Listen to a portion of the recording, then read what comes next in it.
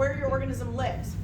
So if you think about like Staphylococcus aureus, so Staphylococcus aureus can use oxygen to make ATP.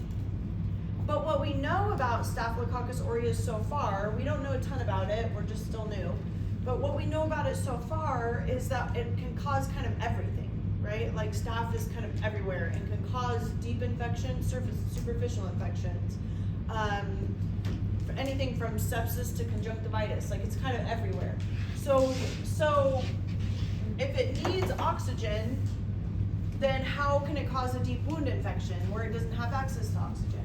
So I'm gonna tell you why and like what's going on with bacteria, because bacteria, we have to have oxygen. If we hold our breath for 3 minutes, the world record holder was like 29 minutes or something crazy like that can hold his breath. This for me, it's less than 3 minutes. Some people, it's average 3 minutes, I would assume. And so this is why we would die. We have to have oxygen. We're aerobic organisms. Pseudomonas aeruginosa, for the most part, is a strict aerobe. So it can cause deep wound infections if it has access to air, and it had access to air at one point, so there's air pockets in there, and so like there's little funky things because bacteria are so small, but generally, broadly, we say if it needs oxygen, this is where it's at. If it doesn't need oxygen, this is where it's at. What are some bacteria that can actually do both? They can have oxygen, or they can live without it, which is kind of scary and cool. Yeah? Can they get oxygen from your bloodstream? So that's a really good point. Some bacteria they're called microaerophiles, and we didn't really learn about them, but they can live off almost like very, very little oxygen. So, but not usually, some bacteria require a lot, like oxygen, they have to live in the lungs, or they have to live on the surface, otherwise they'll die. So what we're gonna do today is when we look at the bacteria that we inoculated, so we inoculated bacteria into broth, and when you inoculate bacteria into broth, you can look at where the bacteria is growing. If it's growing deep in the test tube, then it probably doesn't need access to oxygen. If it's growing on the surface of the test tube, then it needs access to oxygen. If it's growing all throughout, then it might be able to do both. So we'll talk about kind of the options today. Okay, yeah?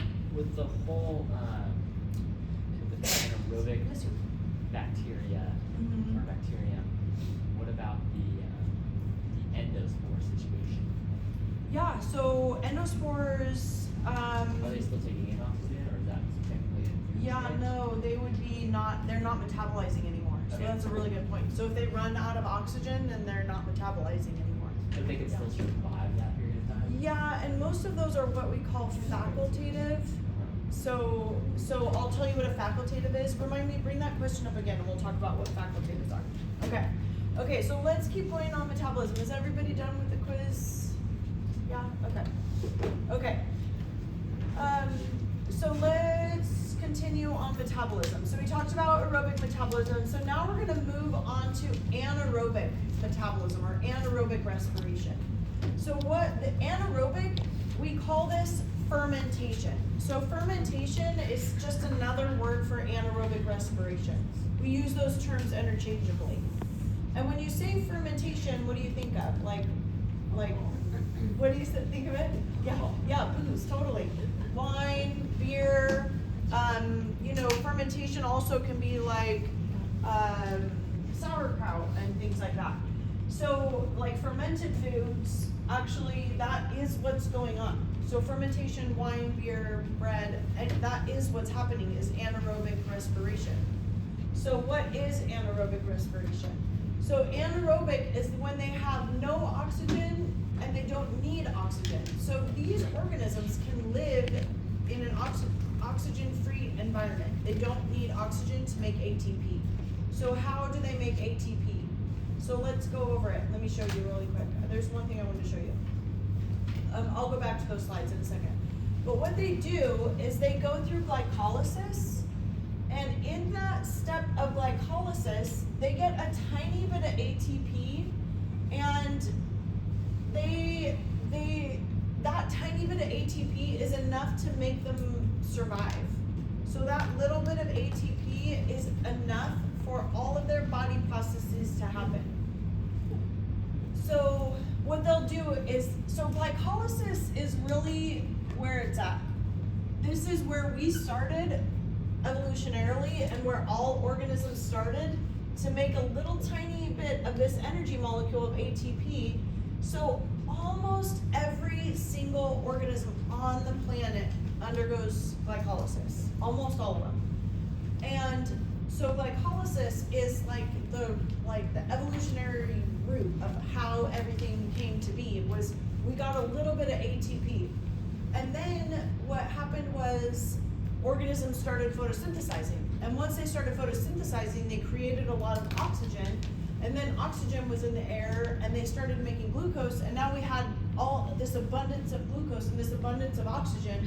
And those organisms that were able to utilize that actually figured out this whole process to make a crap ton of ATP versus a little bit, and then complexity started. Then we can have bigger organisms, functioning organisms. Now that we had division of labor within the organism of a body, like mammals and things that now you have a functioning heart and functioning lungs because we have so much ATP.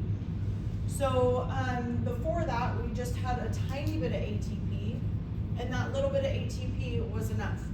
So organisms that are anaerobic will undergo glycolysis and get a tiny bit of ATP, and some organisms can only do, anaerobic organisms can only do one, and some anaerobic organisms can do 1 and 2.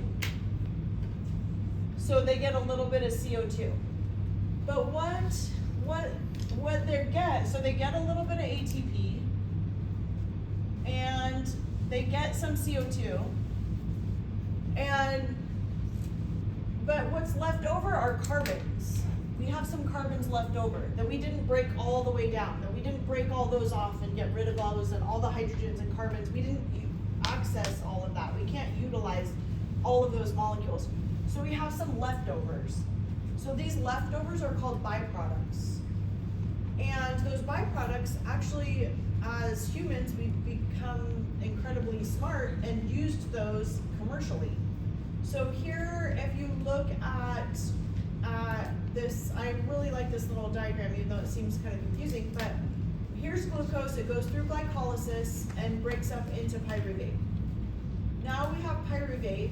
Some organisms will take pyruvate, break it down a little bit further into what's called lactic acid. Some will break up pyruvate a little bit further into acetyl-CoA, into that they've gone through the intermediary step. They'll break it down a little bit further, and now they'll have ethanol, alcohol. Or they'll break it up a little bit further into this acetate or acetic acid. We'll talk about what all these things are. And then, or they can break up pyruvate a little bit more into acetoin and 2,3-butadiol. I'll tell you what that is. Or they break it up a little further into this diacetyl group. Or they don't go through the intermediary step or any other step and break it down a little bit into lactic acid. So let's talk about what those products are and what they do. But basically, none of them are using oxygen, and they're all utilizing this first step or this first and the second step to get whatever they need, their little bit of ATP that they need and the little molecules that they need to continue. Some make CO2. We're not going to memorize any of this. We're just going to know the end products, but I'll tell you how to memorize those because that'll be easy. So some make CO2, some do not make CO2 as a byproduct. But what we've figured out is over the millennia, since really the beginning of human beings, we figured out that we can use alcohol. Since the beginning of human beings, we figured out that we can use those foods as those byproducts as preservatives to preserve things, even just since we were Neanderthals. So let's figure out what those things are. So ethanol, that's alcohol. So we still have, this is how we make alcohol. Usually we make it with yeast, but sometimes we can make it with bacteria, or we can make it with different types types of organisms or whatever, but we use anaerobic fermentation to make ethanol, and this is how we do it, from glucose to pyruvate in that weird acetyl step, and then now we have ethanol. Or they go through that weird intermediary step and make this acetic acid, which is vinegar. So now we have acetic acid, which is used to make vinegar. Or we can go through this step, and this isn't what's called a neutral byproduct. So a lot of these byproducts are acids. The fermentation byproduct is generally an acid. But this byproduct is a neutral end product, and we use these for like softening agents, plasticizer, to make plastic, to make polyester, to make pharmaceuticals, to make certain cosmetics, to make caramel flavor. We can use these acetoin and 2,3-butanodiol. We're gonna test this in the lab. We're gonna see the products of fermentation in the lab, and what little path did your organism take? Did your organism break down the glucose to make this end product, or did your organism break down the glucose to make this end product? So we'll be able to tell the difference between those end products. And then this diacetyl is butter flavor. It's like what is the word I'm looking for? Not synthetic. Am I thinking synthetic? Yeah, like synthetic butter flavor.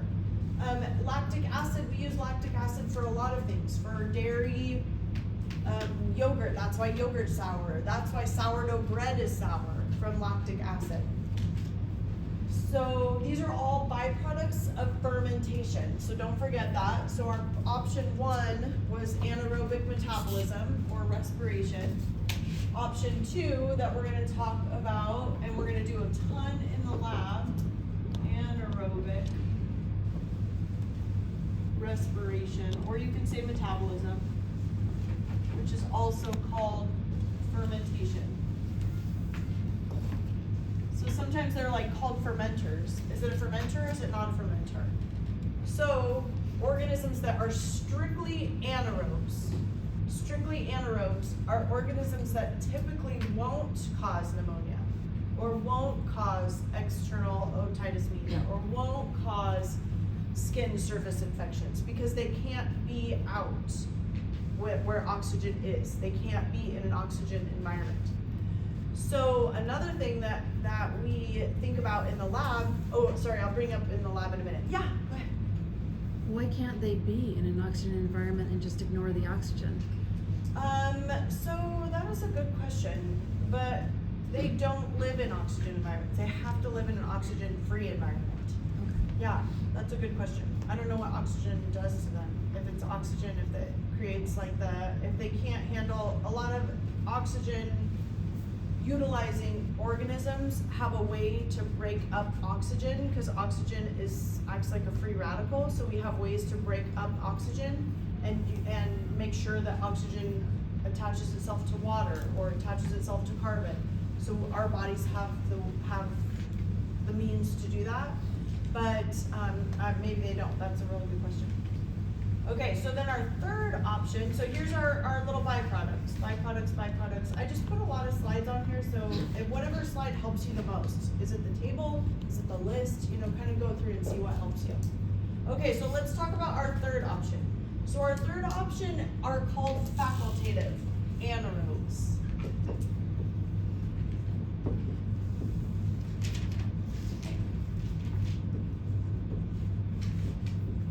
So facultative anaerobes, they're not called facultative aerobes, they're just not.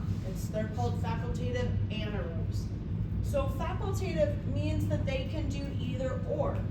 This is the majority of bacteria. The majority of bacteria can live in an oxygen environment and utilize oxygen to make ATP, or they can live in an oxygen-free environment and go through steps 1 and or 2 and use a little bit of ATP. So most bacteria are facultative, and so they can ferment or they can not ferment. So now we get back to our Staphylococcus aureus, where our Staphylococcus aureus can kind of live everywhere. Well, it's facultative. It can live in an oxygen-free environment, or it can live in an oxygen-rich environment. And this is most organisms can live in either or. most of our bacteria. But we're gonna do examples of aerobic organisms that are aerobic metabolizers or facultative, but why can't we do anaerobic in the lab?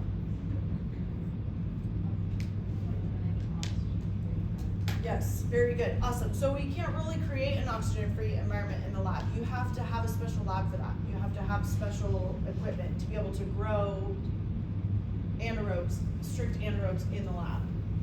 Where do they grow on? Well, organisms that are strict anaerobes, they can live in the colon, they can live like in deep tissues, they can live in like the soil, they can live, like sometimes they can just be passed from feces from the colon, because if they're passed into feces, like if they're exposed to the oxygen, they'll die, but sometimes they can survive through feces and things like that. Yeah, but sometimes there's a lot of strict anaerobes that live deeper in the ocean, so yeah.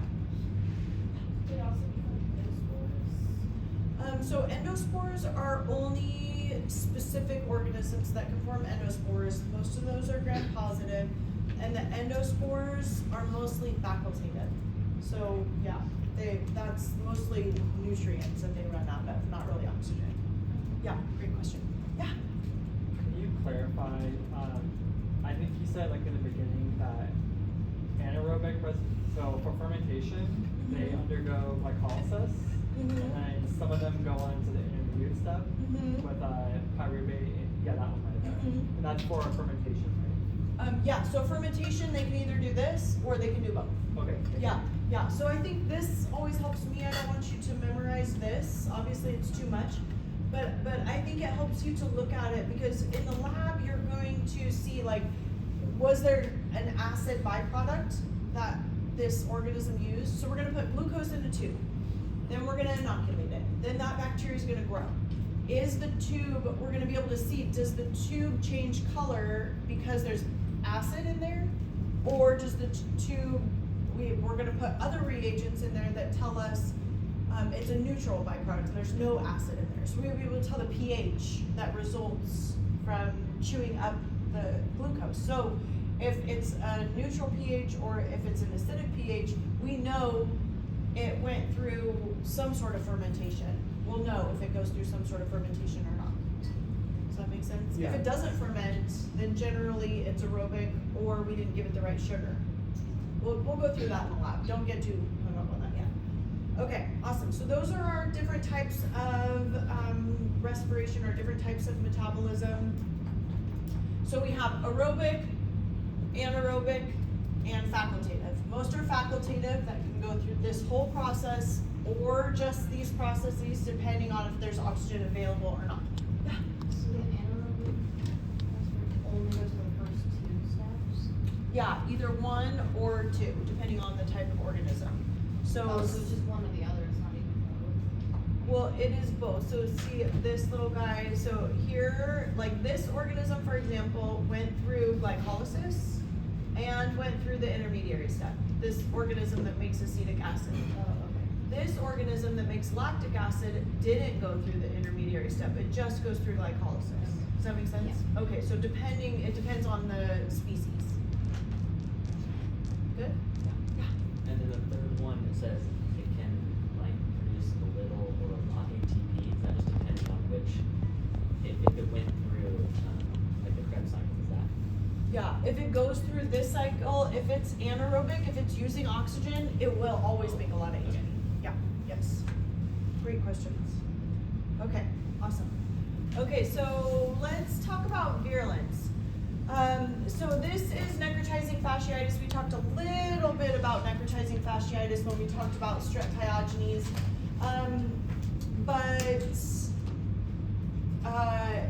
Yeah, I don't know. I just thought it was kind of interesting. You can read about it if you're interested in it. I thought it was kind of cool to bring up, but gnarly, right? So it causes dead tissue, necrotizing tissue. What's that called? Yeah, it's what is it? Necrosis. Thank you. Yeah, necrosis is like dead and rotting tissue.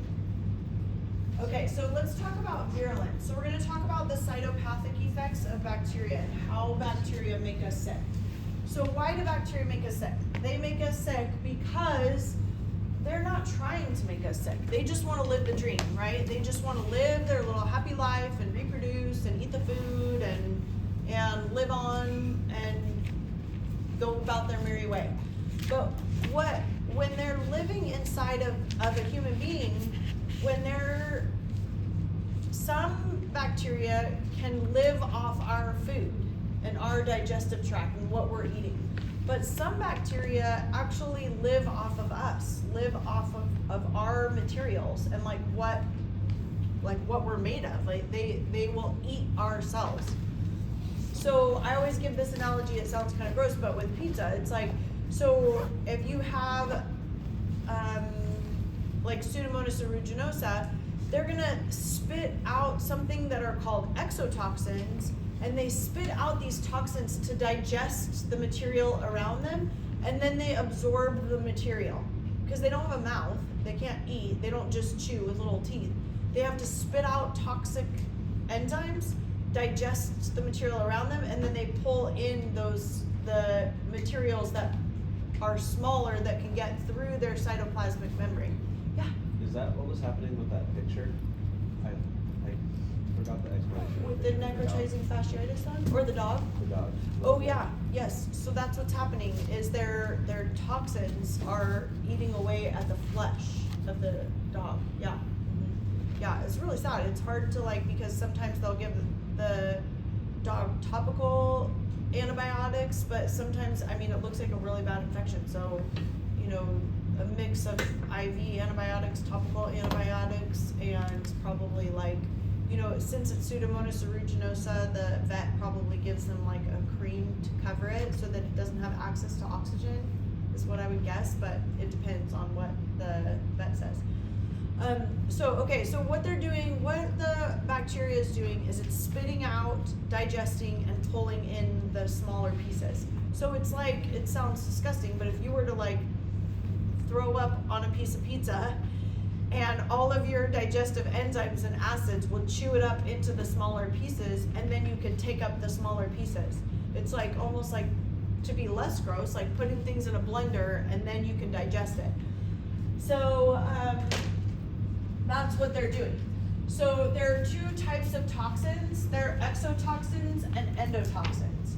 So exo means outside or exit, endo means into. So we'll talk about these terms a few times, like endocytosis, exocytosis. We'll use those little prefixes a few times. But here is exo, these are toxins that are spit out. Endotoxins are toxins that are part of the bacteria itself. So the bacteria itself is toxic. So we only have one example of endotoxins that we've already talked about, and we'll talk about again. But there are tons of examples of exotoxins. We're not going to learn almost any of them, but I just want you to know that they exist, and that's why we get sick. Yeah?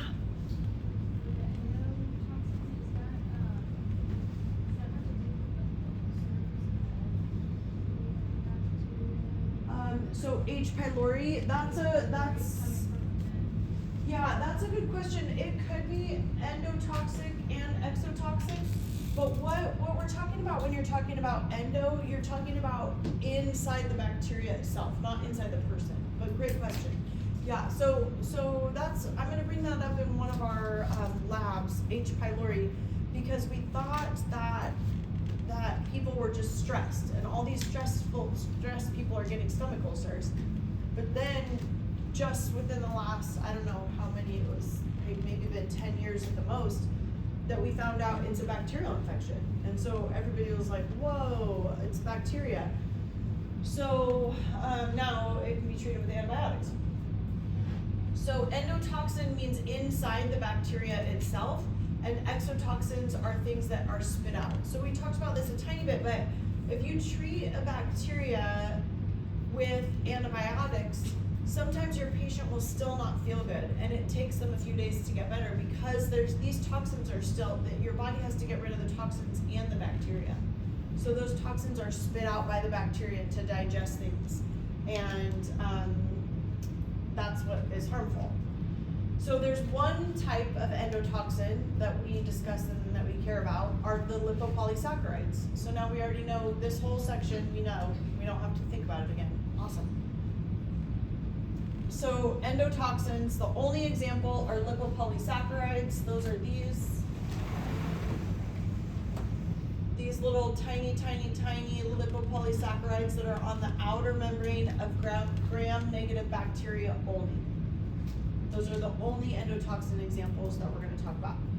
So exotoxins, there are a lot of examples. Well, I just got this off Google. So it compares exotoxins versus endotoxins. I just thought it was kind of interesting. Don't stress about it. You don't have to know that. But it's just cool to look through. But also, one thing to think about with endotoxins is that our white blood cells chew up bacteria and spit them out. And then our other white blood cells come and vacuum it all up. So when our own white blood cells chew up bacteria and spit them out, then now you have endotoxins floating around in the bloodstream. So those can be dangerous as well. Okay, so there's 3 types of exotoxins that we're going to talk about. And we're just going to talk about categories. We're not going to talk about actual bacteria, actual names of exotoxins. Let me get rid of this. So we're going to talk about 3 types and what their functions are. So remember, these are exotoxins. These are spit out by bacteria. They are just digesting and living their dream, but this is some of the effects that it has on human cells. So type 1s are called superantigens.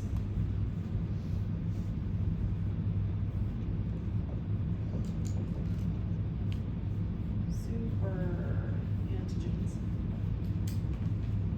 And I'll talk about what that is in a minute. And then type 2, those are, well, I don't want to talk about hemolysis specifically, but let's talk about their membrane damaging toxins. And then the third type that we're going to talk about are AB toxins. So an antigen, we're going to talk to death about antigens later on in the semester, but what an antigen is, how that word came about is it's an antibody generator, is how that, if that helps you remember what an antigen is. But an antigen is a piece of something. It's just a toxic piece of something. So it can be a piece of a bacteria, it can be a piece of a virus. It can be, for some people, it can be pollen. People who are allergic to pollens, people who are allergic to gluten. So an antigen can be a piece of a wheat molecule. If that's it, what it does is it generates your immune system, a reaction from your immune system. So it's an antigen that generates a reaction from your immune system. So if you think this is a white blood cell, which you'll learn all about what white blood cells are and what they do, and what this is called is this is a receptor, and this is how cells send and receive messages, through things called receptors. You'll learn a ton about them later on. But an antigen usually is like a piece of a bacteria that another white blood cell chewed up and spit out. So you have this bacteria over here, it's missing pieces, it's been chewed up and spit out. And you have a piece that attaches to a receptor, and now this white blood cell, now it won't let go.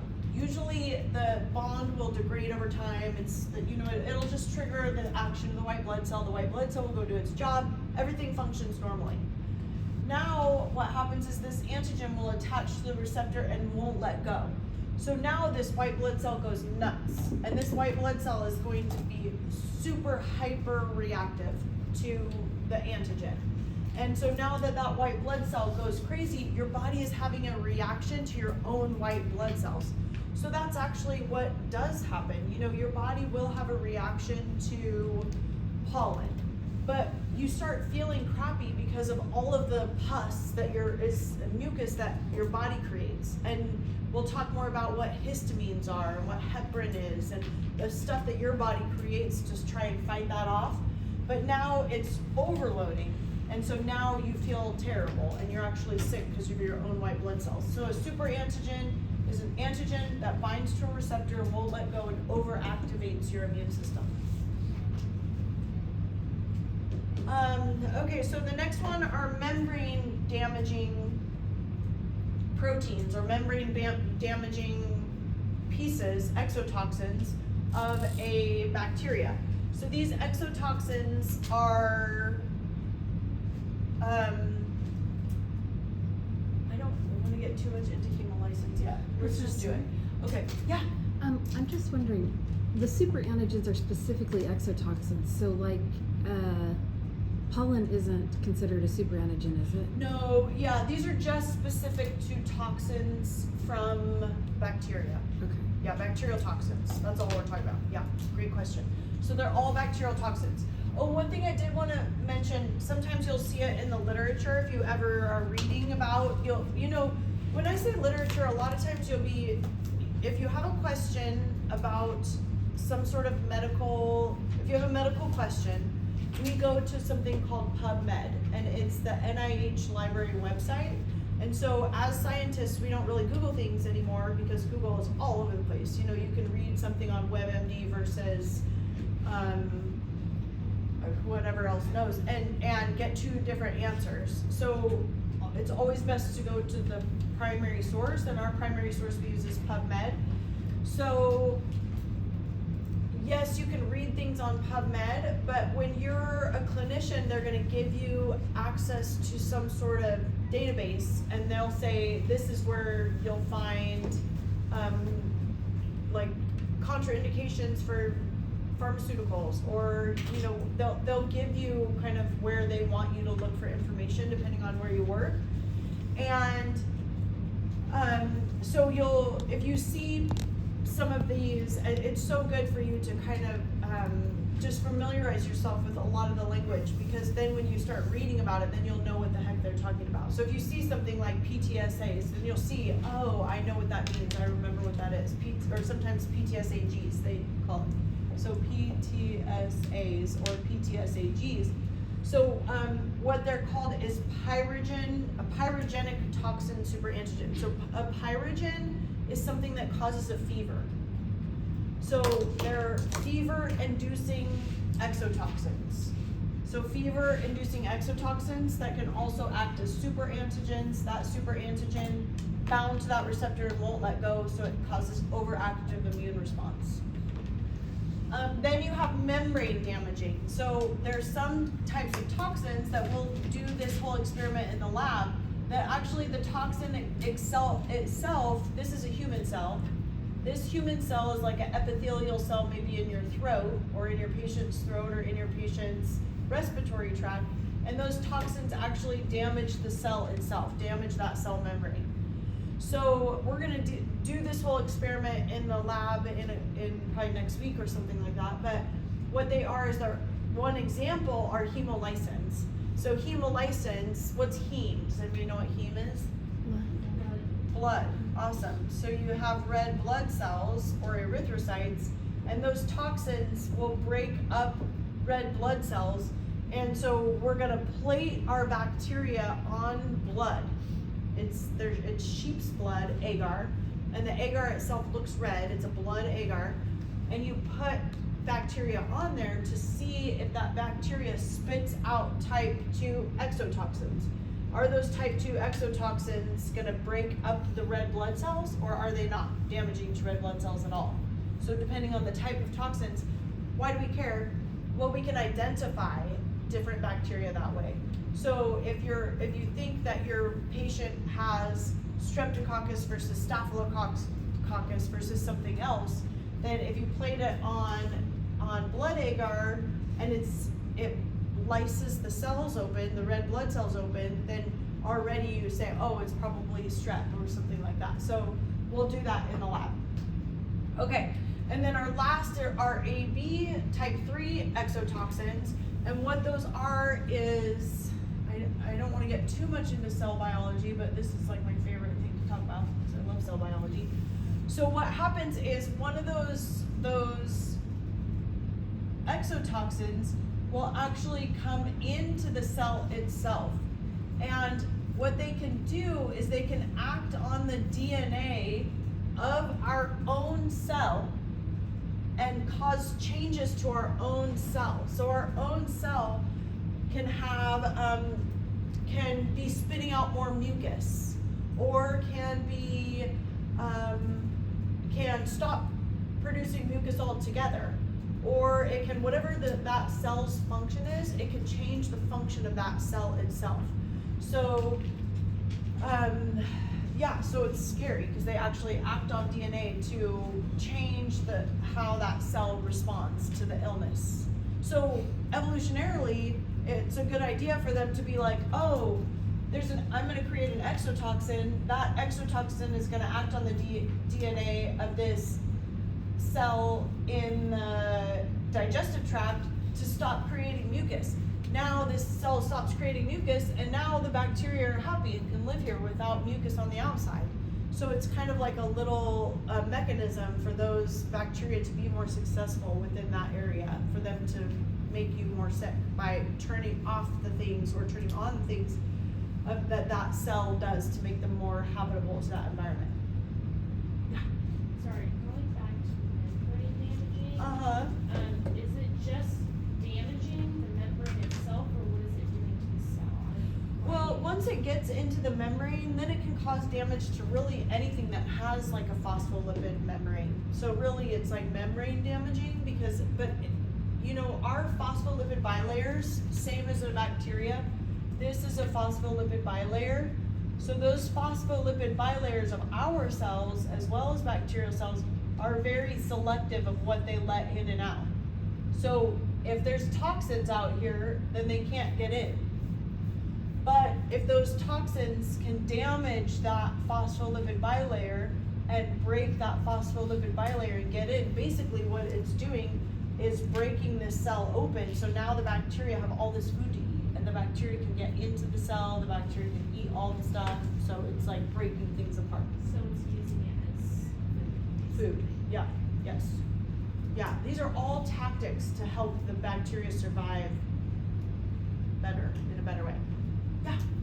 So the type 2 ones attack the membrane you get in, but the AB toxins also do the same, but make changes to the cell for whatever purpose. Yeah, so they won't actually, it can kill the cell also, but it won't break open the cell. So it can kill the cell, but it also can change the reactions of the cell so that the cell can change its functionality. Okay, so the type 2 ones are actually destroying the cell? This is just like what you would think bacteria do. Yeah, you would think like, oh, harmful bacteria kill cells and break open cells.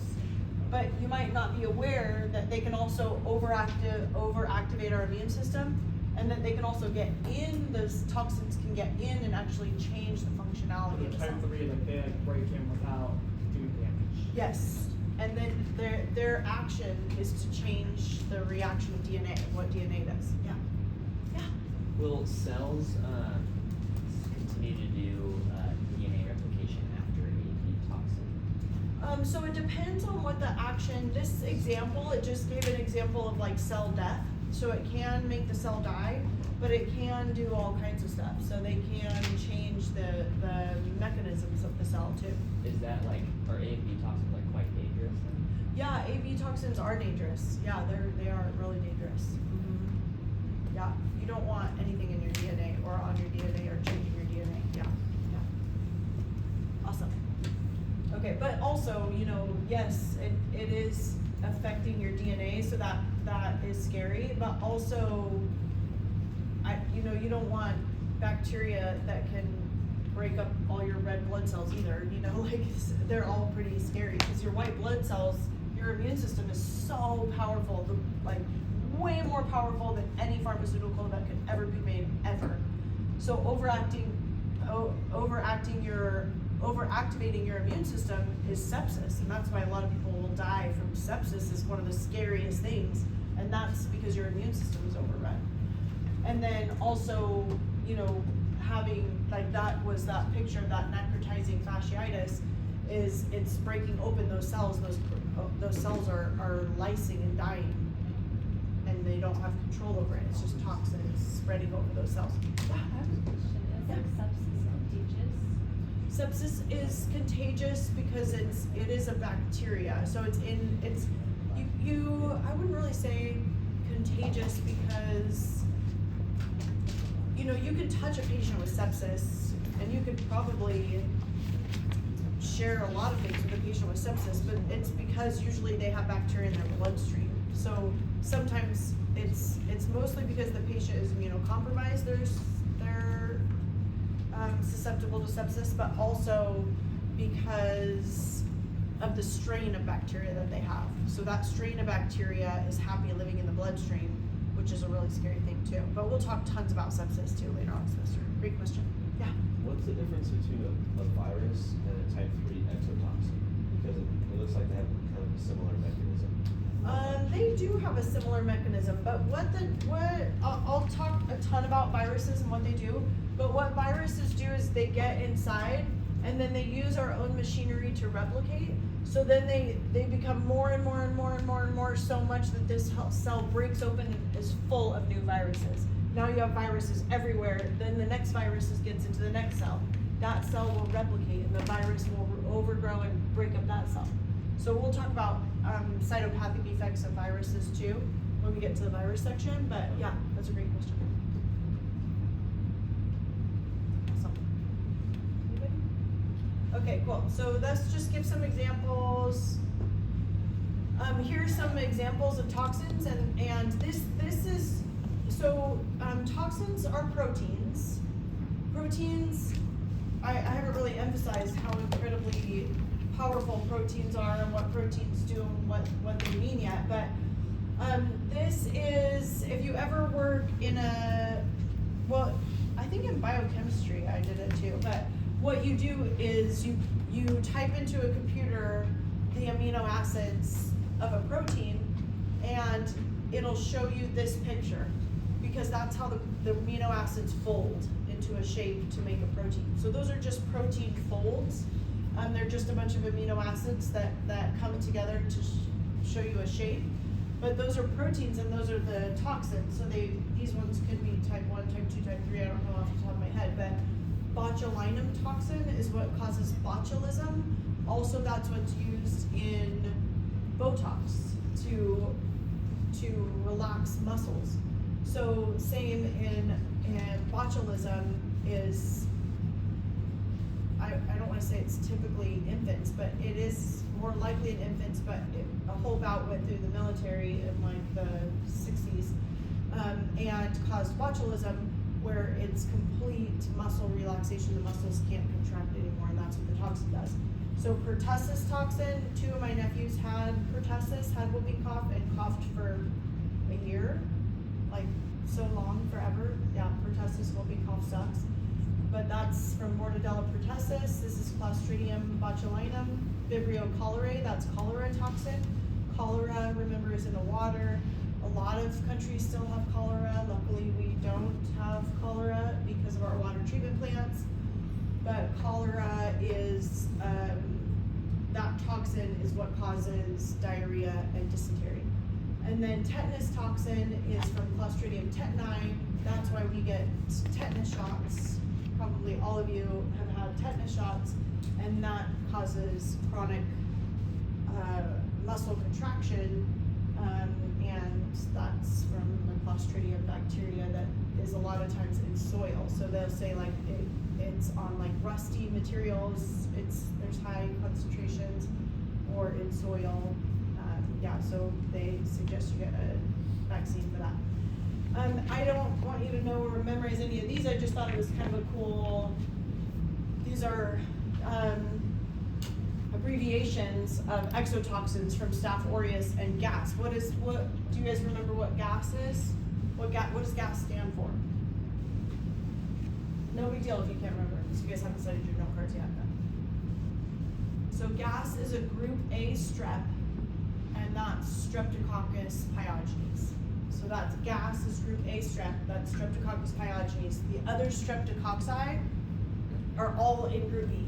Group A is the one we stress about, that's Streptococcus pyogenes.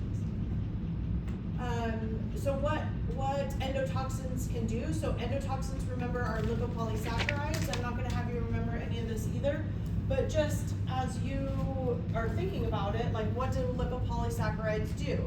What do lipopolysaccharides of gram-negative bacteria?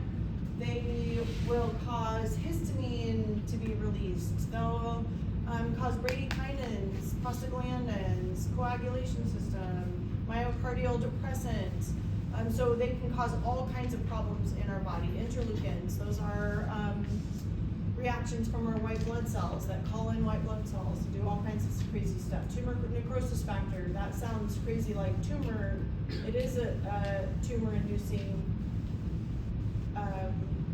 protein, but also it activates your white blood cells. So endotoxins can be highly damaging, and same as did I say? Oh, so this is just a little bit more in layman's terms: inflammation, fever, bronchitis, asthma, things like that. So remember, an endotoxin is lipopolysaccharides. That's on the outer membrane of gram-negative bacteria. That's what a lipopolysaccharide looks like. It's a lipids. Here's the lipids. Here's the saccharide, which is the sugar. These are many sugars, polysugars, and those are highly toxic. So, you know, gram-negatives can, I don't know if I want to say that. We worry about gram-negatives a lot, but we worry about gram-negatives a lot even when they're treated, because when they're treated, they're broken apart, and those lipopolysaccharides can run through the bloodstream or wherever they're at. And then this was just a cool, so when you look on PubMed, on the NIH website, it'll come up with a journal article. So a journal article, what journals are their publications from researchers. So if you're ever interested in research, please give me 10 minutes and I'll tell you all about what research is. If you're going to be a nurse, then research is not as important. If you're thinking of becoming a physician, then research is mandatory-ish. But you need to do research. If you're gonna be a PA or a physical therapist, it's a good idea to do research. If you wanna get into research, you know, if you're not really into dealing with patients, but you love medicine and you love science, then research is a great route to go. I think it's a blast. I loved doing research. I started off in a lab. Actually, it was a terrible job that I had, but I learned so much, and I worked in 4 or 5 different labs, and I got to work with rabbits, which was really, really sad. I'm a vegan and total animal rights activist too, so I hated that part of it. But, you know, I do love medicine, and I love learning, and so I worked in a mouse lab, I worked in a human cell lab, so I got to work with cells called HeLa cells that are from a patient that had cancer in the 50s, and her cell line is being propagated all over the world. Still, one patient in the 50s, her cancer is still growing. Yeah, Henrietta Lacks. Mm-hmm. Yeah, so those are HeLa cells. HeLa cells are still being used all over the world. And they're cells that are immortal, no death. They will never die. They live on forever. So that was a really cool lab that I got to work with. I got to work with Drosophila, with fruit flies. So if you're ever interested in doing any kind of research at all, let me know and I can help you with how do I get into that? That kind of sounds cool, but that sounds hard. How, is it hard? So just let me know if you're interested. But this is what research scientists do, is research scientists will find something, write about it. Find something, write about it. Find nothing, write about it. They find all kinds of things and find nothing at all and have to write about it all the time. So we Google it, we look on PubMed, and if you type in exotoxins of Staphylococcus aureus, it tells you all about PTSAs and talks about what the exotoxins are and what they do. So it's cool, it's cool to kind of fish around on PubMed and see what that's all about. Okay, so let's do our note card. We got all the way through virulence today. We're going to do genetics on Thursday, and we're only probably going to get about halfway through genetics. If you don't have a ton of experience with DNA or what DNA is, you can't remember what it is, I don't blame you at all, no big deal. But it might be a good idea to just watch a couple videos over the next day or so and just kind of remind yourself, what is DNA again? I can't remember, like what does it do? And it might be a good idea just to watch a video just so you're a little bit ahead. So Pseudomonas aeruginosa we already did. This is what, hopefully the student in our class, hopefully his dog is gonna be okay, but this is remember, I wanted to bring it up one more time because there's strict anaerobes. So there's strict anaerobes, so typically they're surface causing or lung causing infections. So with burn patients or sometimes cystic fibrosis patients get that. And then external otitis media, that's the tympanic membrane, that's an infection, it's an ear infection. Okay, but today we are going to talk about chlamydia trachomatis. So what that picture is, it's a cell, our cell, and it's a bunch of bacteria living inside of one of our cells. So hopefully not any of ours, your patients. So that's bacteria that are living inside of a human cell, which we haven't really seen before. Do we need to record color? Color, let's talk about that in a second. Good point.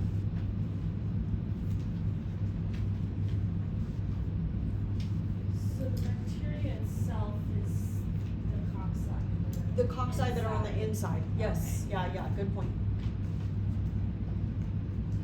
Yeah, so these here, these little polka dots are the bacteria. Here's all the bacteria. This is a bacterial infection inside of a epithelial cell. Where is the nucleus? So this cell is probably like, maybe that were remnants of some of the organelles, but this has completely overgrown this cell. Basically, these bacteria are using this cell as a little hiding place from the immune system. So this cell might not be functioning anymore, but they're living, hiding from the immune system. It was what? I'm sorry, say that The again? cell was dinner. The cell was dinner, yes, and they're hiding inside. It's a great hiding spot so that the immune system, they can live on and on.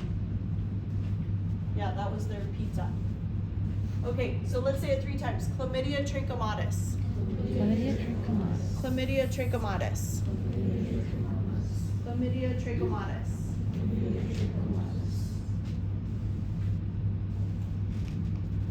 Okay, so this is a gram negative, but they're gram negative cocci. So I'd love to kind of throw you for a little curveball.